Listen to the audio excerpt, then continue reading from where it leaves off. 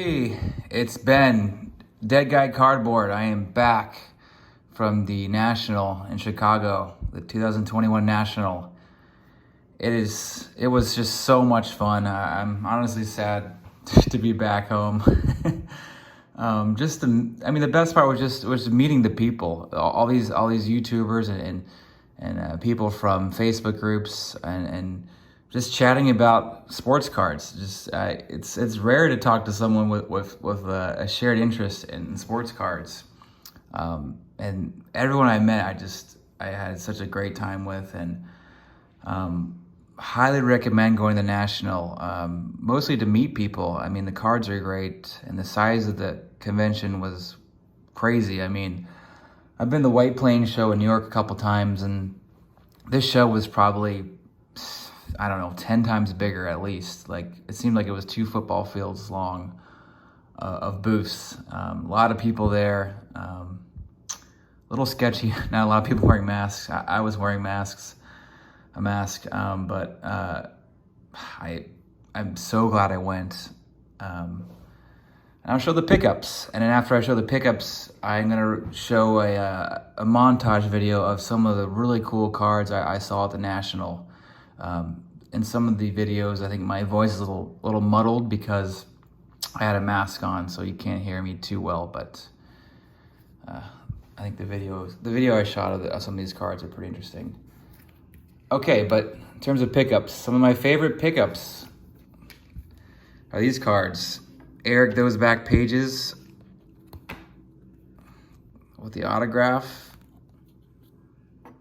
Chance to talk with him briefly. I love his channel. And this is a cool one. Mike O and Wesker Griff dual auto. Super cool.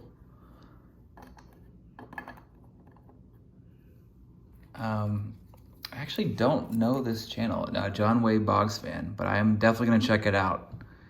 I mean, I have a card of his to 40, so I have to pull for him. Need to see this go up in value, right? We gotta bump his stats. No, but this is a cool card. And then I got this card too, Scott.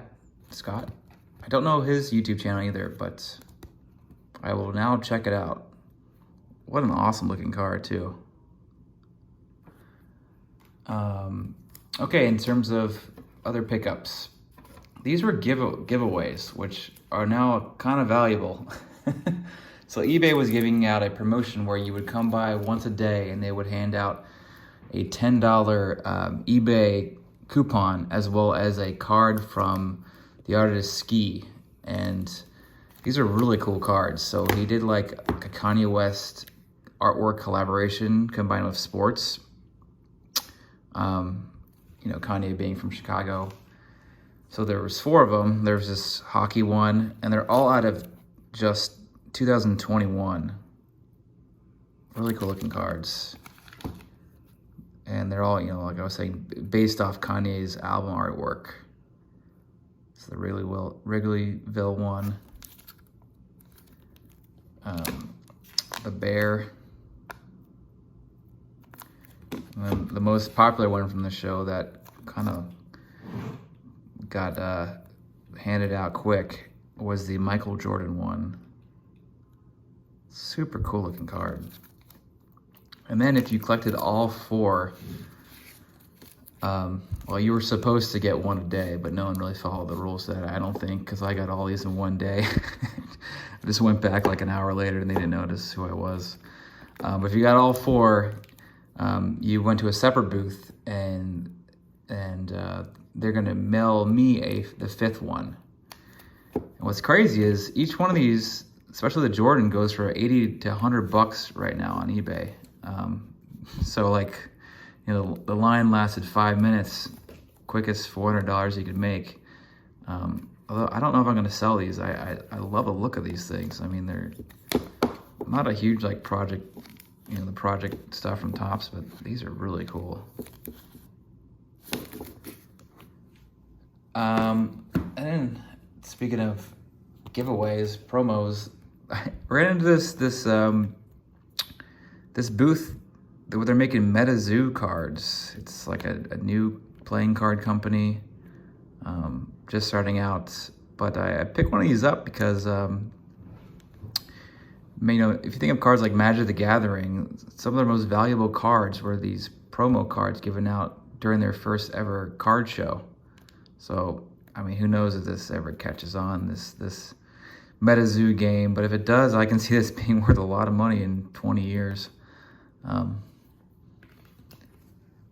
terms of actual card pickups, let's see, I picked up not a whole lot. I'm very picky with what I pick up, and you know, you don't find the greatest deals at the show. But I got some interesting cards for sure. I got this Altuve gold out of 2011. It's a really nice card. I showed Wesker Griff this card. I think he said it was going to be a 9, and I agree.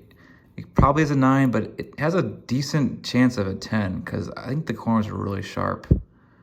And everyone hates Altuve, but he's still doing well. These are fairly tough cards to come by now. I mean, this in a 10 is going for $500. And it's not like people are ripping 2011 Topps Update anytime soon. I believe I saw some boxes going for $17,000 or something crazy like that.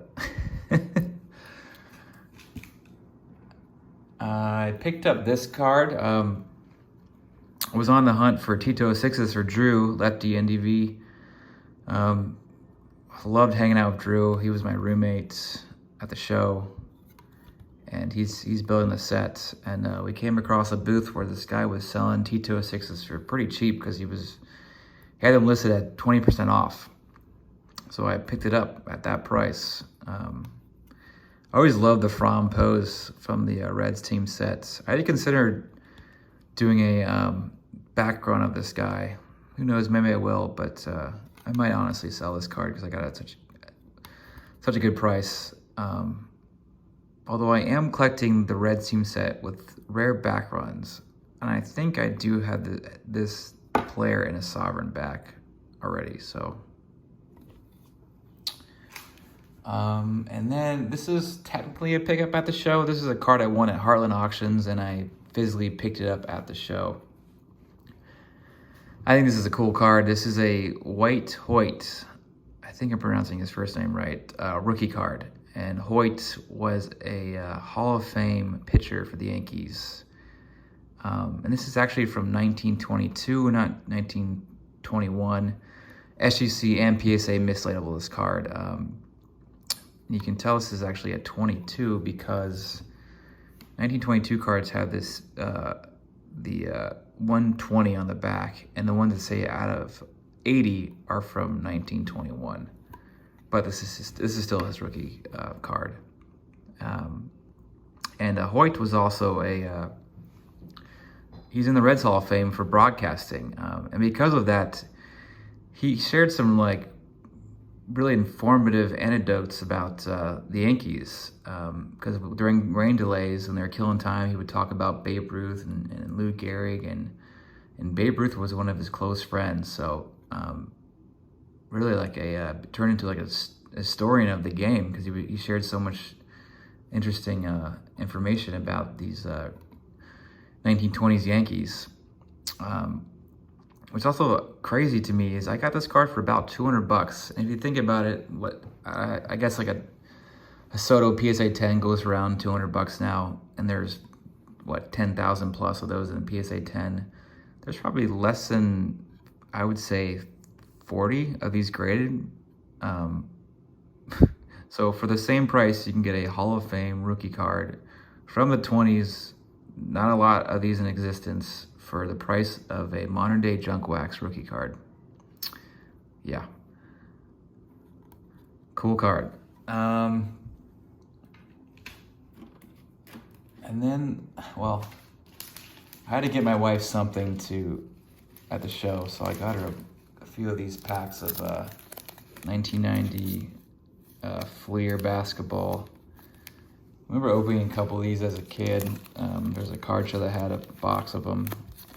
This is the one that has the really cool Jordan card where it looks like he's doing the Jumpman logo.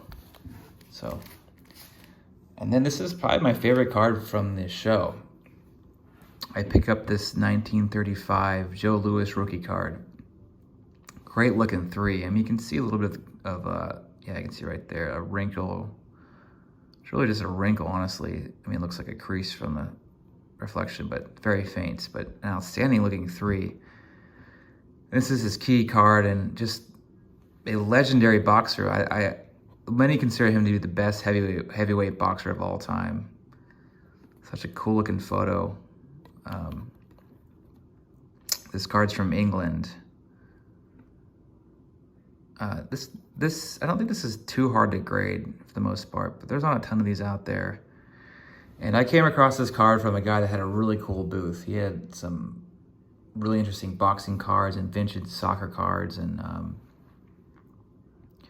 yeah, happy to pick this up. Got it for, you know, a very fair price.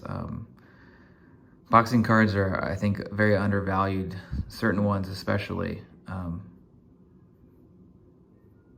I've been eyeing this card for about a year now on eBay, and was surprised to even find it at the show, so super happy. And then I guess the biggest purchase at the show, money-wise, I won't say what I paid for it, but is this Upper Deck Quantum Leap. And if you're a 90s insert collector, you know this is a big deal card. These are out of just 50. And even though these are out of 50, you never see these come up in any player, especially Jeter and like Griffey. And even a 9.5 that's a good grade for this card, even with the 9 edges. I mean, there's so much that can go wrong with this card. I will most likely sell this card. I'm not a Derek Jeter collector, although I've wanted to hold one of these before, because I've heard, you know, this has become a hot card for a lot of player collectors, and it's seeing it in person, I get it. Barry Larkin does not have this, is not in this set, so, but yeah, this card wasn't cheap, but these are very tough cards to find. And I ran into Rodney from the 90s insert group. Rodney he's like the godfather of 90s inserts. He helped write Baseball Card Encyclopedia, super knowledgeable about 90s inserts. And I couldn't find comps for this card because they're just impossible to find. And he thought I got this for a good price, so it's cool meeting him. Okay, yeah, that's it. I had just an absolute blast. Before I go, you're going to see the montage of some really interesting cards that I found at the National. Like I was saying earlier, that you can't hear some of the things that I'm saying about these cards because I had a mask on, so it's a little muffled, but just some really cool cards at the National that you'll see. And I highly suggest you guys go, if you can, to Atlantic City. More for the people you meet than the cards, although the cards are really fun too. Got my dream card here, my first card ever. This is another rare cabinet card. Same turn period. Max always going at it. Got the Ty Cowboys. Of every variant. Or all the variants.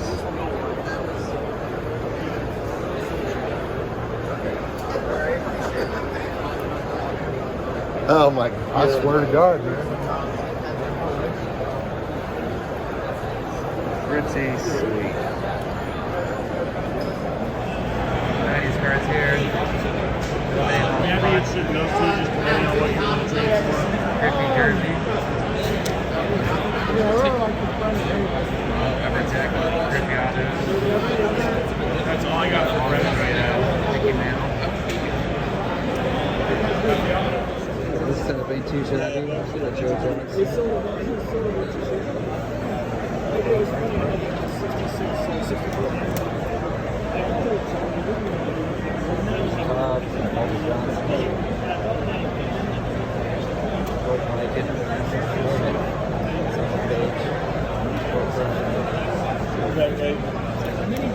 Couple cards. There's a Lou Gehrig rookie autograph. Man, I don't know. I doubt less than 10 exist of that card. Got a Babe Ruth rookie card. 10%.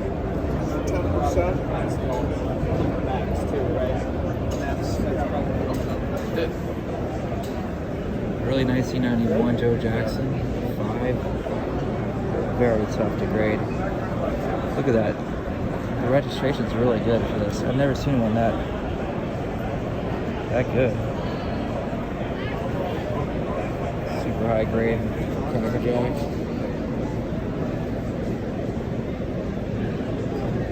This looks like this is actually a proof card. On the back, I think, is like a sort of a blank back. They're not displaying the back. There's a 101 Logo Man, LeBron James. This card might be the most valuable card ever sold. Got his exquisite rookie patches.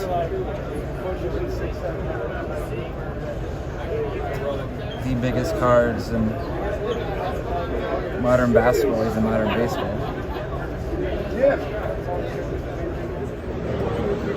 Some pretty awesome cards. Eddie Plank. Cards into this set.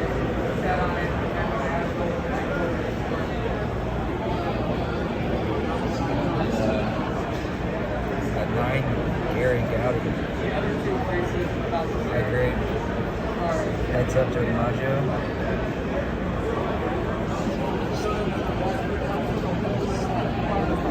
Eights. Babe Ruth. Really cool stuff here. There's a cool case here. That high grade. It's just one Ross Robinson. That X Trout.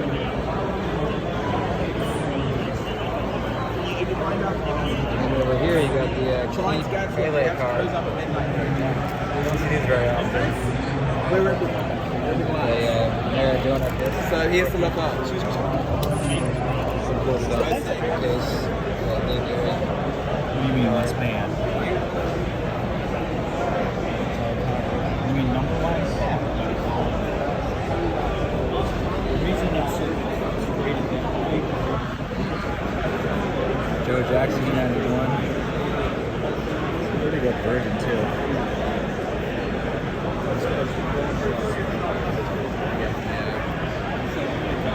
Blonde Bread, Jackie Robinson. That's great stuff. It's always fun looking at prices. I didn't tell you.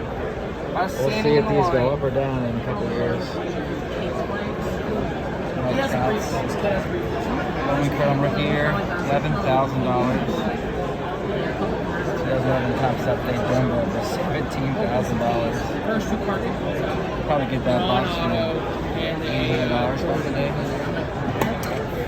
Yeah. 2018 Topps Chrome case.